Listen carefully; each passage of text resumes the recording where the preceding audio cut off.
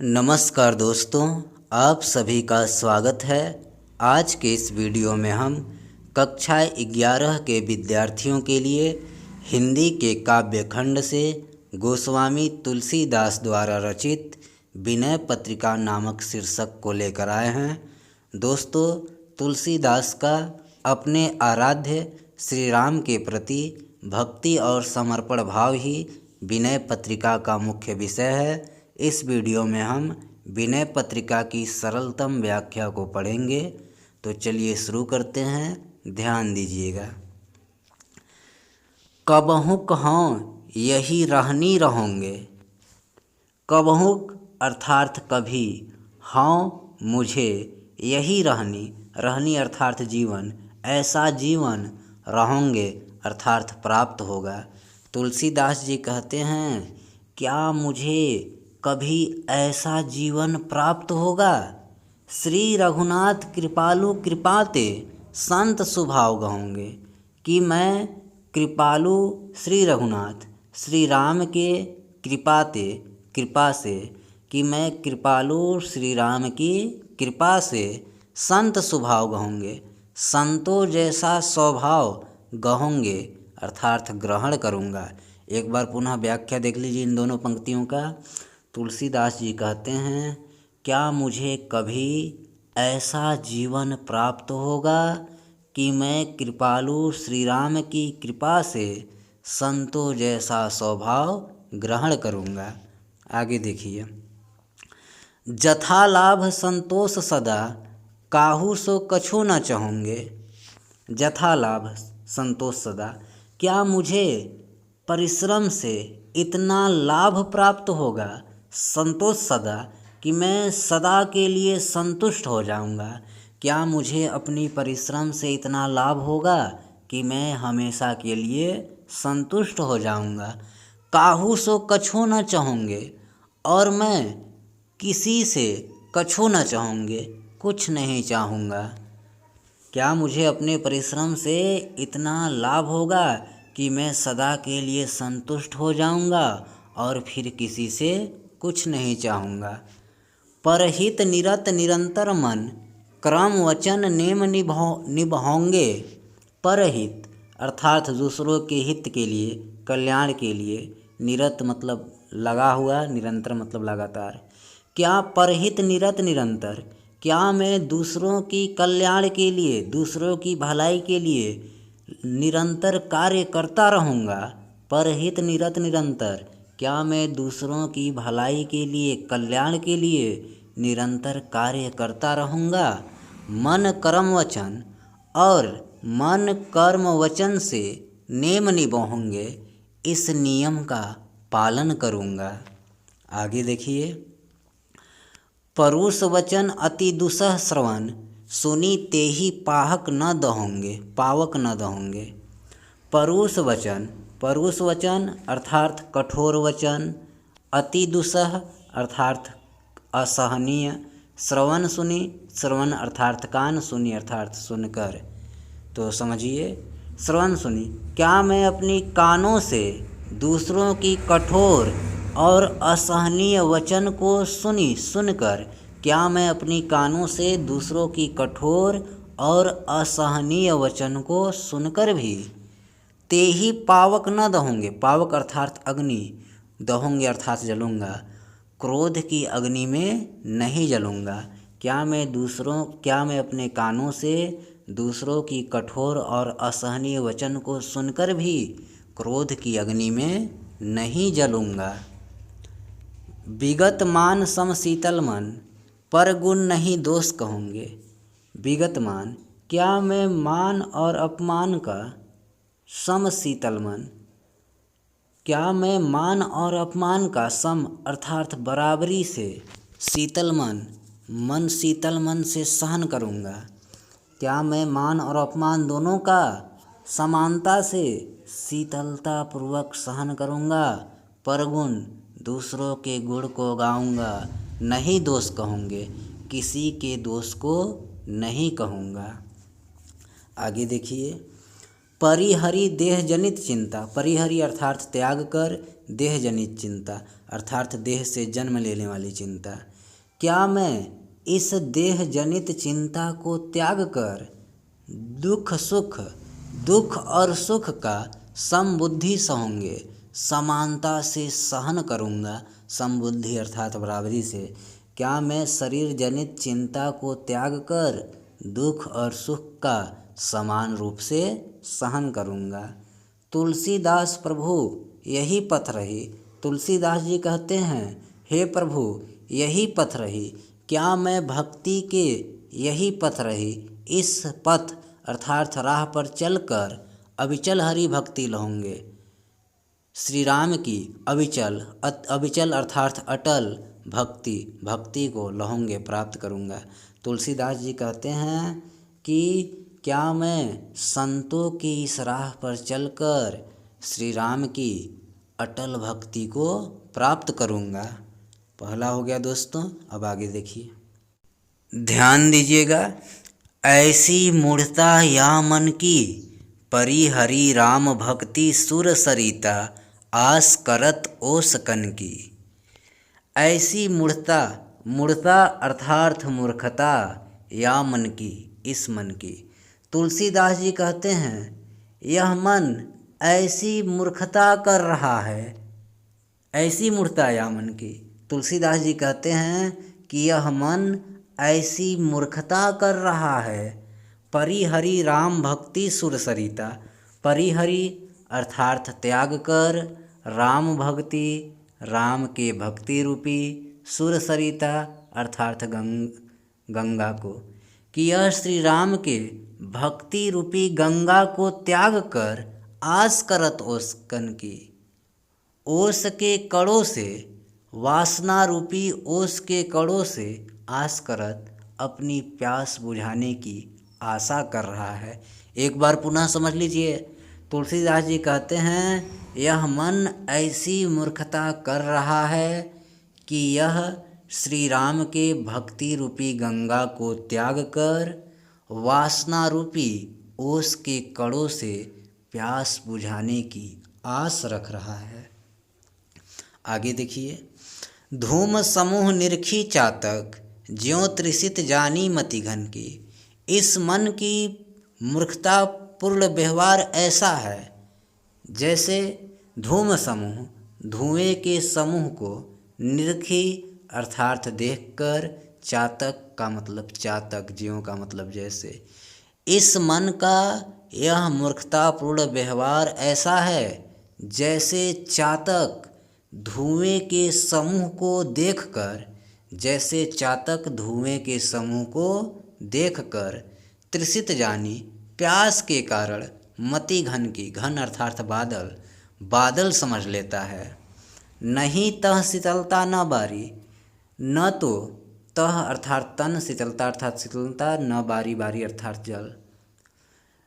इस तरह न तो उसके शरीर को शीतलता मिलती है, न बारी न ही उसे जल प्राप्त होता है। पुनि हानि होत लोचन की। बस लगातार धुओं की ओर देखने से उसके नेत्रों की ही हानि होती है। अब आप यहाँ तक मात्र व्याख्या को देखिएगा।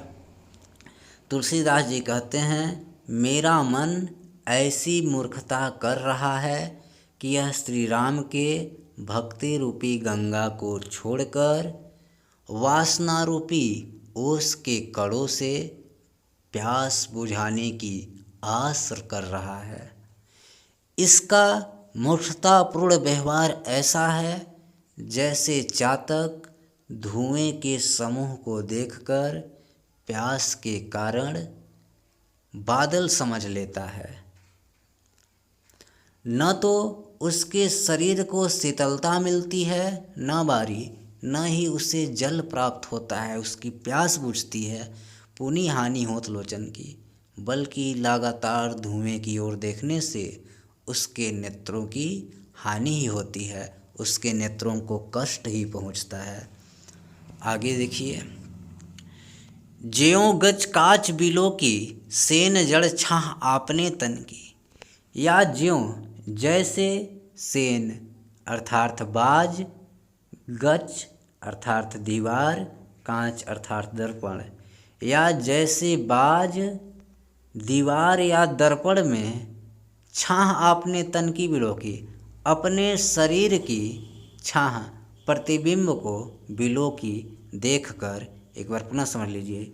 या जैसे बाज दीवार या दर्पण में अपने शरीर की छाया या प्रतिबिंब को देखकर टूटट अति आतुर आहार, भूख से व्याकुल हो, आतुर आहार भूख से व्याकुल होकर टूटत अति उस पर टूट पड़ता है। बस क्षति बिसारी आनंद की, वह बिसारी भूल जाता है कि क्षति आनंद की, कि ऐसा करने से आनंद की क्षति, आनंद अर्थात मुख, उसके मुख की ही क्षति हो रही है, उसके मुख को ही नुकसान पहुंच रहा है। आगे देखिए, कह लो कहो कुचाल कृपा निधि, जानत हो गति मन की। कह लो कहो, कहाँ तक कहूँ कुचाल, कृपा निधि कृपालु, जानत हो जानते हैं गति मन की गति को। तुलसीदास जी कहते हैं कि हे प्रभु, मैं कहाँ तक इस मन की कुचाल गति का वर्णन करूं। जानत हो गति मन की, आप अंतर्यामी हैं, आप इस मन की गति को समझ सकते हैं। तुलसीदास प्रभु हरहु दुसह दुख करहु लाज निज मन की। तुलसीदास जी कहते हैं कि हे प्रभु, हरहु दुसह दुख, कि आप मेरे दुसह दुख, असहनीय दुख का हरहु हरण कीजिए, करहु लाज निज मन की, और मेरे इस मन की लाज को रखिए, अर्थात मेरे मन से जो दुख कष्ट हैं, सांसारिक वासना है, उसे दूर कीजिए। तीसरा छंद है, ध्यान दीजिएगा। हे हरि कस न हरहु भरम भारी, यद्यपि मृषा सत्य भासे, जब लगी नहीं कृपा तुम्हारी। तुलसीदास जी कहते हैं, हे हरि, हे प्रभु, कस न हरहु, क्यों नहीं हरण करते हैं भ्रम भारी, इस भारी भ्रम का। फिर से समझ लीजिए, तुलसीदास जी कहते हैं, हे प्रभु, आप मेरे इस भारी भ्रम का हरण क्यों नहीं करते हैं, या आप मेरी इस भारी भ्रम को दूर क्यों नहीं करते हैं। यद्यपि मृषा, यद्यपि मृषा असत्य, मृषा अर्थात असत्य, यद्यपि यह संसार असत्य है, जब लगी नहीं कृपा तुम्हारी, किंतु जब तक आपकी कृपा प्राप्त नहीं हो जाती, सत्य भासे, यह मुझे सत्य ही प्रतीत होती है। एक बार पुनः दोनों पंक्तियों की व्याख्या को देखेंगे। तुलसीदास जी कहते हैं, हे प्रभु, आप मेरे इस भारी भ्रम को दूर क्यों नहीं करते। यद्यपि यह संसार असत्य है, किंतु जब तक आपकी कृपा प्राप्त नहीं हो जाती, यह मुझे सत्य सी ही प्रतीत होती है। आगे चलिए। अर्थ अविद्यमान जानिय, संसृति नाही जाई गोसाई। अर्थ अर्थात इंद्रियों के विषय, अविद्यमान अर्थात नाशवान, जानिए जानता हूँ। मैं जानता हूँ कि अर्थ अविद्यमान, कि इंद्रियों के विषय नाशवान है। मैं जानता हूँ कि इंद्रियों के विषय, उनके सुख आनंद क्षणिक और नाशवान है। संसृति ना ही जाए, संसृति अर्थात संसार, फिर भी मुझे इस संसार से नहीं जाए, छुटकारा नहीं मिलता। एक बार पुनः इस पंक्ति को समझिए। मैं जानता हूँ कि इंद्रियों के विषय, उनके सुख आनंद क्षणिक और नाशवान है, फिर भी मुझे इस संसार से मुक्ति नहीं मिलती है। बिनु बांधे निज हट सट, परवश परयौ कीर की नाई। बिनु बांधे अर्थात बिना बांधे हुए, कीर अर्थात तोता। मेरी स्थिति बिना बांधे हुए उस तोते के समान हो गई है। निज हट सट, जो अपनी ही रट में लगा हुआ, जो अपने ही रट में लगा हुआ, परवश पर्यो, दूसरों के वश में अर्थात शिकारी के वश में पड़ गया है। एक बार पुनः समझ लीजिए। मेरी स्थिति बिना बांधे हुए उस तोते के समान हो गई है, जो अपनी ही हट में लगा हुआ परवश पर्यो, पराधीन हो गया है, अर्थात दाने की लालच में शिकारी द्वारा फंसा लिया गया है। आगे देखिए। सपने व्याधि विविध बाधा आई, मृत्यु उपस्थित आई। जैसे सपने में व्याधि अर्थात रोग, विविध मतलब विभिन्न, बाधा मतलब कष्ट। जैसे सपने में विभिन्न रोग और कष्ट घेर लिए हों, जैसे सपने में विभिन्न रोग और कष्ट घेर लिए हों, मृत्यु उपस्थित आई, जैसे मृत्यु उपस्थित हो गई हो। वैद्य अनेक उपाय कर ही जागे बिनु पीर न जाई। और वैद्य रक्षा के लिए अनेक उपाय कर रहा है जागे बिनु, किंतु जागे बिना पीर न जाई, पीड़ा दूर नहीं होगी। एक बार पुनः समझ लीजिए। जैसे सपने में विभिन्न रोग कष्ट घेर लिए हों, जैसे मृत्यु उपस्थित हो गई हो, वैद्य रक्षा के लिए अनेक उपाय कर रहा हो, किंतु जागे बिना पीड़ा दूर नहीं होगी। उसी तरह इस संसार में मोह माया में फंसकर लोग अनेक प्रकार के कष्ट भोग रहे हैं, किंतु आत्मज्ञान के बिना इस सांसारिक मोह माया से मुक्ति मिलना असंभव है। आगे देखिए। श्रुति गुरु साधु सुमृति, समंत यह दृश्य सदा दुखकारी। श्रुति अर्थार्थ वेद, गुरु अर्थार्थ गुरु, साधु अर्थार्थ साधु, सुमृति अर्थार्थ स्मृतियाँ, समत अर्थार्थ एक साथ या उसके अनुसार। वेद गुरु साधु स्मृतियाँ के अनुसार यह दृश्य सदा दुखकारी, कि यह दृश्यवान संसार सदा दुखकारी, हमेशा कष्टदायी है। एक बार पुनः समझ लीजिए। वेद गुरु साधु और स्मृतियों के अनुसार यह दृश्यकारी संसार हमेशा ही दुखदाई है, कष्टदायी है। तेहि बिनु तजे भजे बिनु रघुपति विपति, सके को टारी।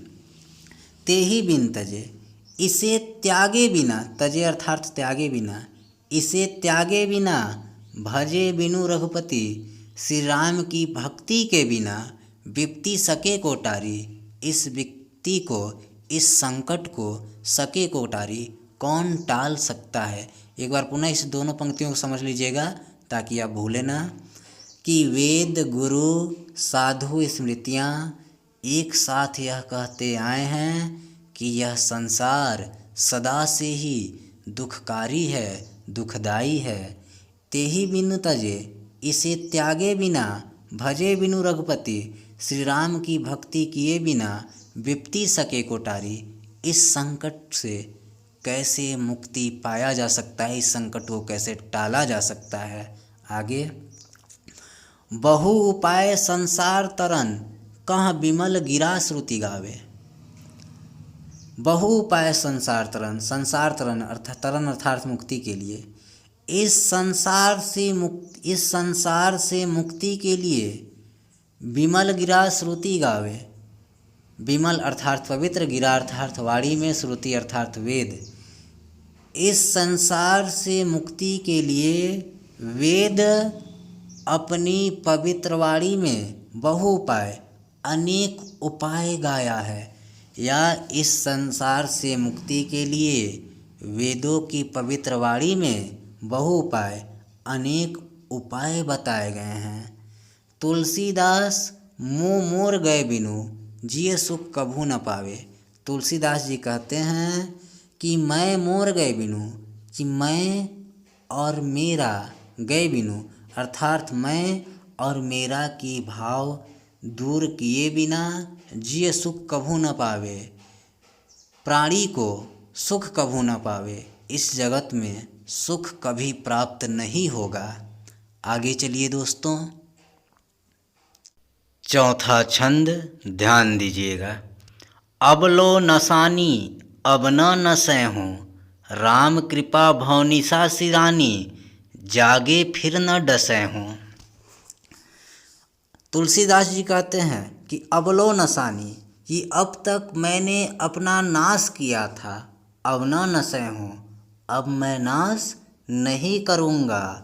राम कृपा, क्योंकि श्री राम की कृपा से भव निशा सिरानी, भव अर्थात संसार, निशा अर्थात रात, क्योंकि श्री राम की कृपा से मेरी संसार रूपी रात्रि सिरानी समाप्त हो गई है।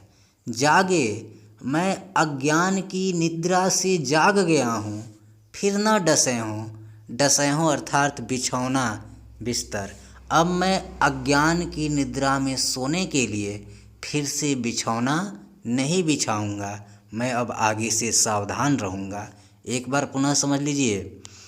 तुलसीदास जी कहते हैं कि आज तक मैंने अपना नाश किया है, अब मैं नाश नहीं करूँगा, क्योंकि श्री राम की कृपा से मेरी संसार रूपी रात्रि समाप्त हो गई है और मैं अज्ञान की निद्रा से जाग गया हूँ।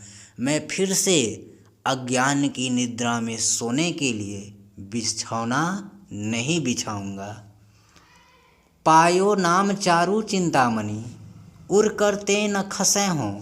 पायो नाम चारु चिंतामणि, मैं चिंताओं को दूर करने वाले, मैं चिंताओं को दूर करने वाले श्री राम रूपी चिंता नाम चारु चिंतामणि, श्री राम के नाम रूपी चारु सुंदर चिंतामणि, चिंतामणि को प्राप्त कर लिया हूँ। पायो नाम चारु चिंतामणि, मैं चिंताओं को दूर करने वाले श्री राम के नाम रूपी सुंदर चिंतामणि को प्राप्त कर लिया हूँ। उर करते न खसे हों, उर मतलब हृदय, कर मतलब हाथ। मैं अब इसे अपने हृदय रूपी हाथ से न खसे हों, खिसकने नहीं दूंगा, गिरने नहीं दूंगा। एक बार इस पंक्ति को आप फिर समझ लीजिए कि मैं चिंताओं को दूर करने वाले श्री राम रूपी नाम का चारु चिंतामणि, सुंदर चिंतामणि पायो प्राप्त कर लिया हूँ। उर करते न खसे हूँ, जिसे अब मैं अपने हृदय रूपी हाथ से खिसकने या गिरने नहीं दूंगा। आगे देखिए। श्याम रूप सुचि रुचिर कसौटी, चित्त कंचन ही कसे हूँ। श्याम अर्थात श्याम, रूप अर्थात रूप, रुचिर मतलब सुंदर, कसौटी एक प्रकार का पदार्थ जिसे सोना पर घिसकर सोने की गुणवत्ता को परखा जाता है। तो यहाँ पर समझिएगा, श्याम रूप, मैं श्री राम के श्याम रूप की रुचिर कसौटी, सुंदर कसौटी बनाकर चित्त कंचन ही कसे हूँ, चित्त कंचन ही मन रूपी स्वर्ण पर कसे हूँ घिसूँगा। मैं श्री राम के रूप की सुंदर रूप की कसौटी बनाकर चित्त कंचन ही कसे हूँ, अपने मन रूपी स्वर्ण पर घिसूँगा। मेरा मन श्री राम के श्याम रूप में जितना मिलता जाएगा, मैं अपने मन को उतना ही पवित्र मानूंगा। आगे देखिए।